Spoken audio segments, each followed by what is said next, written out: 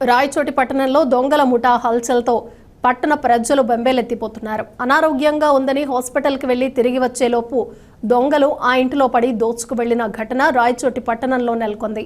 రాయచోటి పట్టణం మదనపల్లి రోడ్లోని రాజు సర్కిల్ వెనుక వైపు ఉన్న ఓ ఇంటి కుటుంబం సభ్యులు తమ ఆరోగ్యం బాగోలేదని హాస్పిటల్కి వెళ్లి చెకప్ చేసుకుని తిరిగి ఇంటికి వచ్చేలోపే ఆ ఇంటిలో దొంగలు పడి ఆ ఇంటిలోని 2 బీరువాలను పగలగొట్టి 50 తులాల బంగారు నగలు దోచుకుని వెళ్లారంటూ ఆ ఇంటి కుటుంబ సభ్యులు పేర్కొన్నారు.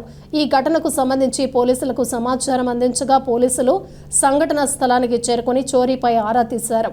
బాధితులు ఇచ్చిన ఫిర్యాదు మేరకు కేసు నమోదు చేసుకుని దర్యాప్తు చేస్తున్నారు. బయటికి పోయినామన్నా, కడపకు పోవాలని ఇంట్లో నుంచి బయటికి పోయినాం. తర్వాత వద్దు, ఇక్కడ భార్గవి మేడం దగ్గర బాగా చూస్తారు, చూపించుకుందామని ఆటో ఎక్కి అక్కడికి వెళ్ళినామన్నా. 11:25కి ఇంటికి వచ్చినాం. ఆటో దిగి నేను లోపలికి వస్తున్నా, బీగం తీసి నాన్న ఆటో అన్న డబ్బులు ఇచ్చి లోపలికి వస్తున్నాడు. చూస్తే డోర్ తెరిచి ఉందన్న. ఎందుకు వాకిలి తెరిచి ఉంది, నేనే కదా బీగం వేసిండేది, కొట్టి మళ్ళీ వేస్తాం కదా అని లోపలికి పోయినామన్న. పోతే కబోర్డ్లు అన్నీ తెరిచి ఉన్నాయి, బీరువా చూస్తే పీకేసినారు, బాక్సులు అన్నీ ఆడేసి మొత్తం నగలన్నీ దోచుకుపోయినారు. ఎంత ఉండొచ్చు? 50 ఉందన్న. ఏమేమి నగలమ్మా? బంగారు, వెండి? వెండి వేసేసిపోయినారన్న, బంగారు ఒకటే ఎత్తుకుపోయినారు.